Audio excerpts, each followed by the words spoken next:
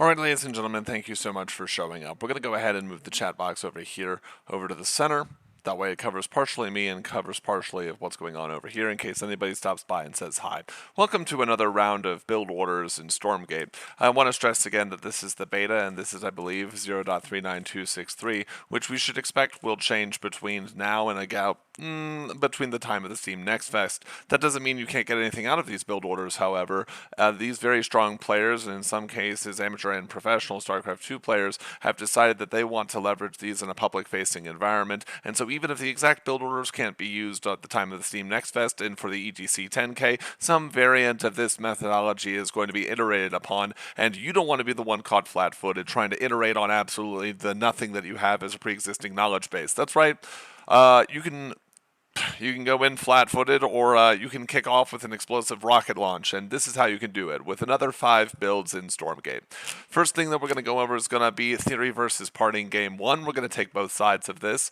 What I mean by that is quite simple. We're going to start off with Infernal versus Infernals, Parting's Iron Vault expand into Gaunts. I want to note that this has some sharp differences with what Theory does in this same game. This is on Secluded Grove. Keep note of what the matchup is and what the maps are. So there's an immediate Iron Vault. At 11 of 12 Luminite, when you get that 11th imp, you send 1 imp to Therium, so you will have 10 of 12 Luminite and then 1 in Therium. You will then at 103 have your first Brute finish, and about the same time you will rally out the 12th imp over to your to get to your natural, so you can go build a shrine. At 117, basically as soon as you get there, you go ahead and create the shrine at your natural. Then as resources allow, you go at about 128, make your meat farm, and the same thing at about 138 to 143, you're going to get your second Brute out. I want to note that Parting was actually doing quite well in this particular game, so his timing was based on having more access to more resources than his opponent, and so if you find that you can't hit the 149 Conclave that Parting does, you probably didn't have Parting's level of micro and map control in this particular game. So if you're playing versus AI, trying to figure out how to make this work, expect your timings will be a little bit later. I want to note that throughout this, while normally we see 10 of 12 Luminite, in this particular build you go up to 10 of 12 Luminite, the same as normal, and instead of 4 of 5 Therium, you go up to 5 of 5 Therium. At 215, which is a universal timing, you'll see more as you analyze more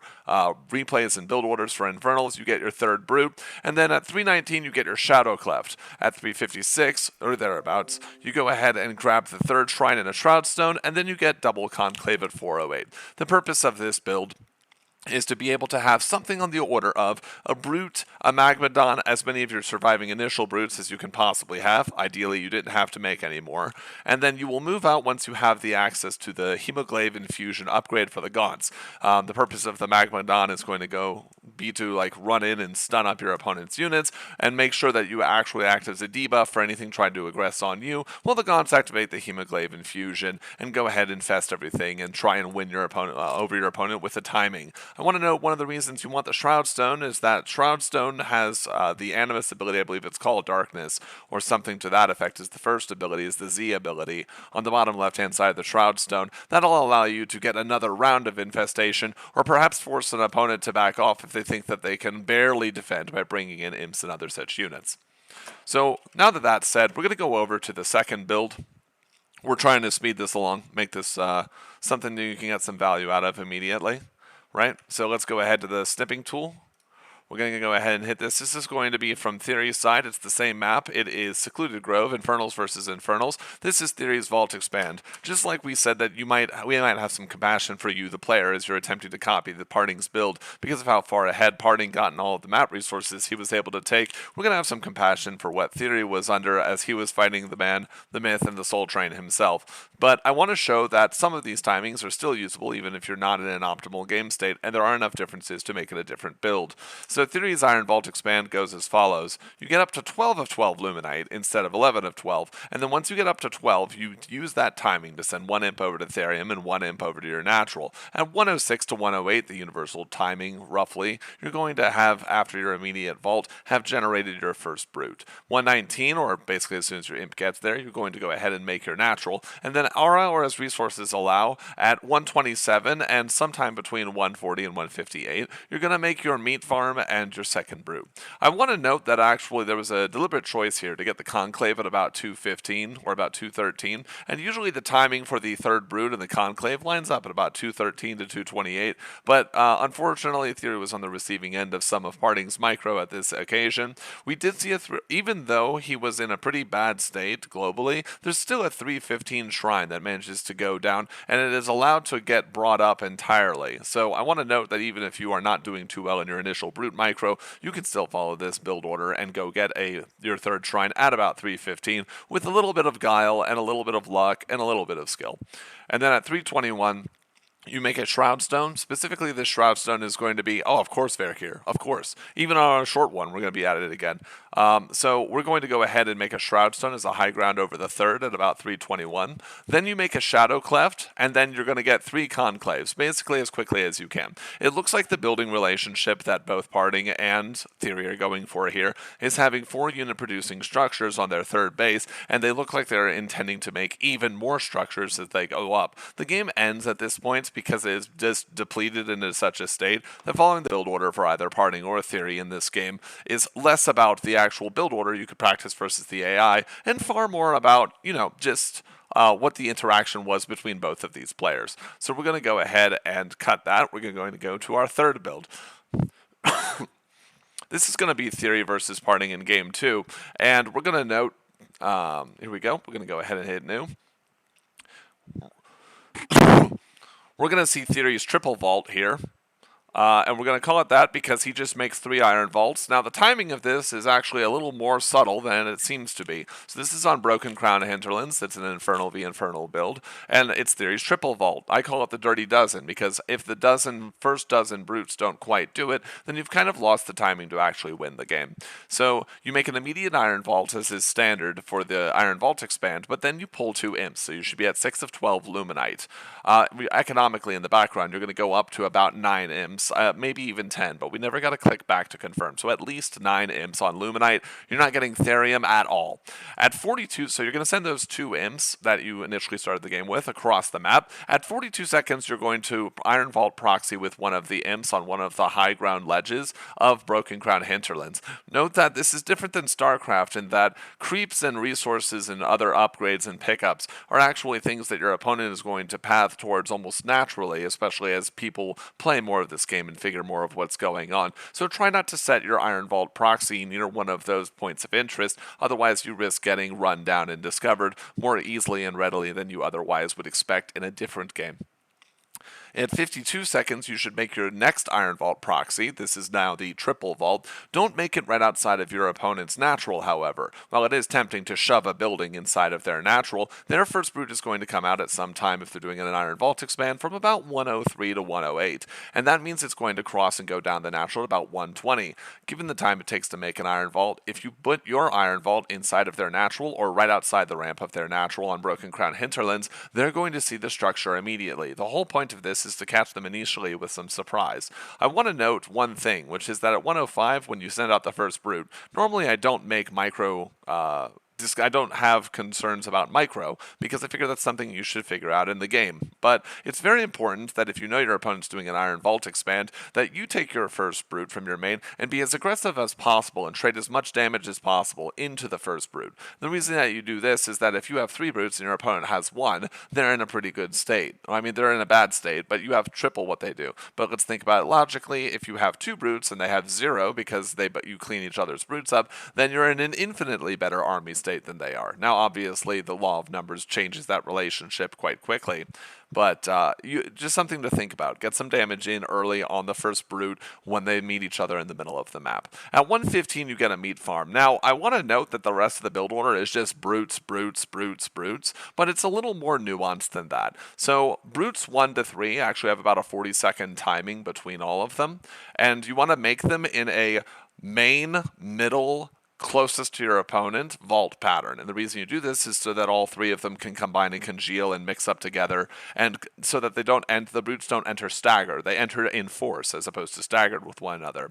I want to note that brutes these comes in these waves of join up in these waves of 3, and so from the 4th brute to the 6th brute is 27 seconds difference between when you can start all of them. That's pretty good. And brutes 7 to 9 have about a 31-second difference between all of them. If you haven't done a lot of economic damage to your opponent by about the 310 mark, or if you sense that things are going badly, it doesn't bode well for your rush, as you go from a 31-second difference between all of the brutes being created from each of your vaults to a 1 minute and 4 second difference between all of your brutes being created, at which point they're quite staggered off from one another, and you've lost a lot of the initial thrust.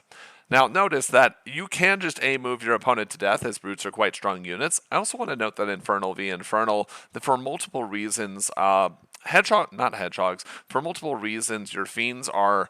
You split the brutes if you can get fiends if you're about to lose the brute otherwise, but they're not going to do the work that you have seen them do against bobs or against other vanguard units, right? Brutes are very overpowering against fiends, so split them not to try and aggress and get in some last minute hurrah burst damage. Split your brutes into fiends only if you're going to lose them. You really value them more in their brute form, especially since imps are quite weak as a worker unit and not very able to fight back.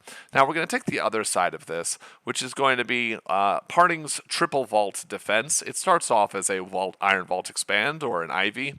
It's on the same map, so let's go ahead and bring it up. This is Broken Crown Hinterlands, Infernals v Infernals, or an Infernal Mirror, or Fern Gully as I like to call it.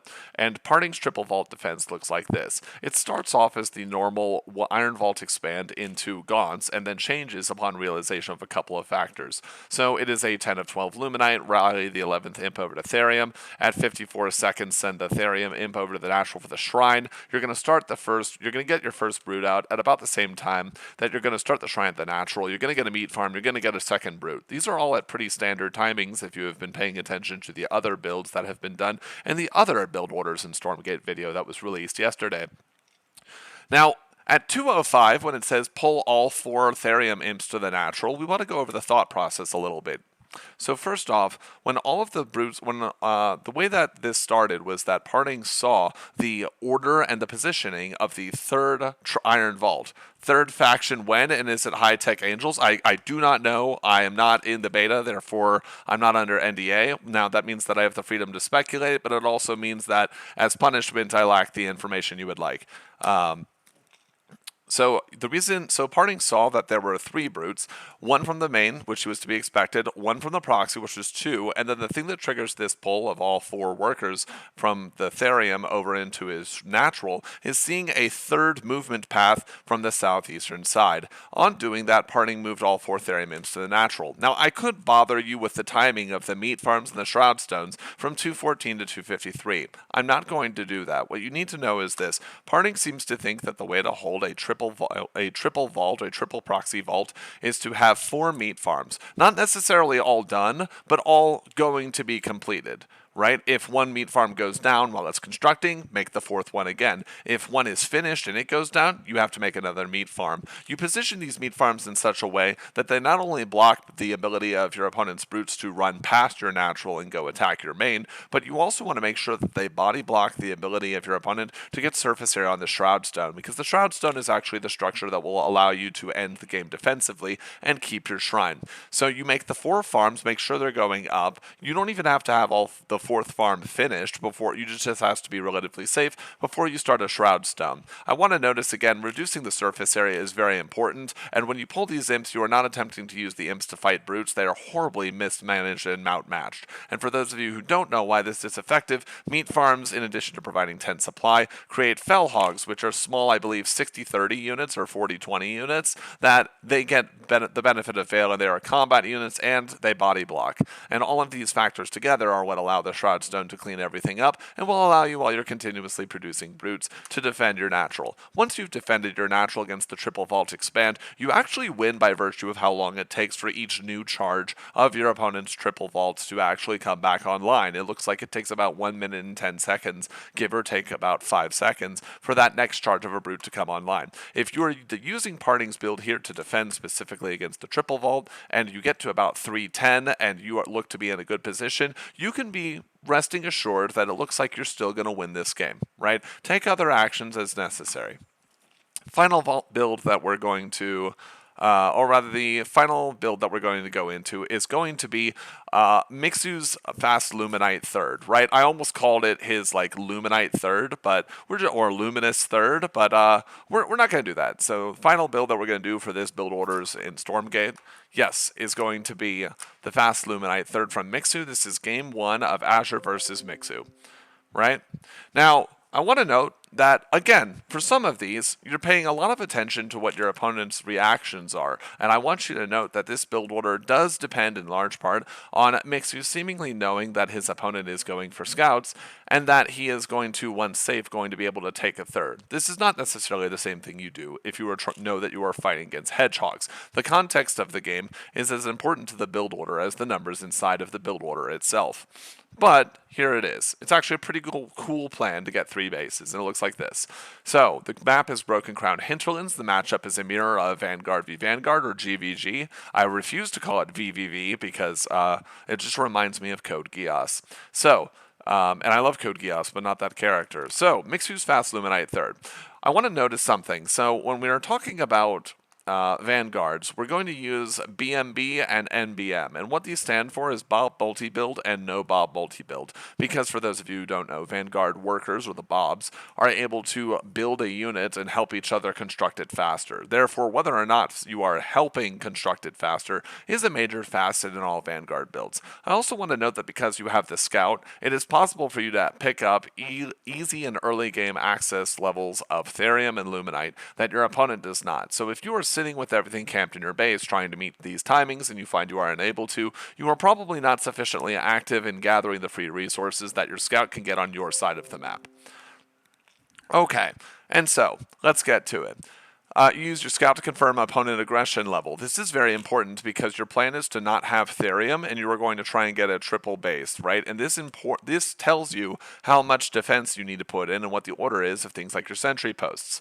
In this particular game, it is worth you knowing that he saw his opponent was on 1 Rax and making a biokinetics lab and sending over scouts, but didn't sense more aggression or cheese than that. And so this is somewhat a safe build against a safe level of aggression. At 58 seconds, you bring 3 Bobs with a scout interaction dependency. Right, if you kill your opponent's scout, you probably don't bring all 3 Bobs. If you didn't kill the opponent's scout, you want to bring 3 Bobs because in the worst case scenario, they can all, in best case, they all multi-build. In the worst case scenario, one of them builds, one of them fights the scout, and the other one repairs the one that's fighting, and then that way you can be safe against the scout while your scout is on the other side of the map doing whatever cool stuff it's doing. At 114, you're going to build the command post with Bob multi-build, and then at 135, you're going to build a barracks. Now, there is a timing here where if you start your barracks at 135 and you start your sentry post at 205, you will be able to construct a Lancer immediately when the barracks finishes, and the Lancer will finish right as the sentry post will finish, so that you can actually get the Lancer out and put it in your newly constructed sentry post. This has like good synergy. It all fits together quite nicely, actually. Okay, and so in 248, in response to the aggression, like the aggressive level and the fact that he is not fully walled off, he does make a sentry post in the main. You continue making Lancers, but you pull the first 3 Lancers together. Once you get to 331, a couple of things happen. At 331, you know that your opponent is on 1 base aggression. You want to send 3 Lancers over to their side of the base, or their side of the map, and ask them how exactly they plan to take an expansion or how they're going to deal with this push. Keep in mind that Lancers deal either 70% or 100% of their damage as AoE in a thin line in front of them, and this is pretty valuable. So you're also at 331, when you send those 3 Lancers over, you're going to send a Bob to break down the trees that are over on the backdoor side of Broken Crown Hinterlands. You're going to try and take a third through that. You're going to continuously make Lancers because they don't require Therium. At 338, if you've been doing this, you haven't lost units in silly fashion, you are going to go ahead and make a habitat, and then you are going to, at 509, make a command post. It is only after you start your command post at 509 that you want to start mining Therium, and this is what will allow you to get hedgehogs or medtechs or Vulcans or whatever other tech you could possibly want. And at 523, notice that there is a sentry post that is made at the third, but this is the part where your army positioning and your understanding of your opponent's aggression level, based on how much you saw when you sent out the initial 3 Lancers at 331, will inform how much safety you need to buy for yourself. So that's it, everyone. It was only 20 minutes, but that's going to be it for now. There's going to be a longer stream later tonight where we're going to go over, I believe, mana in Kiwi. And that should be everything that we need there. All right. Thank you so much. Hope you enjoyed this episode of Build Orders in Stormgate.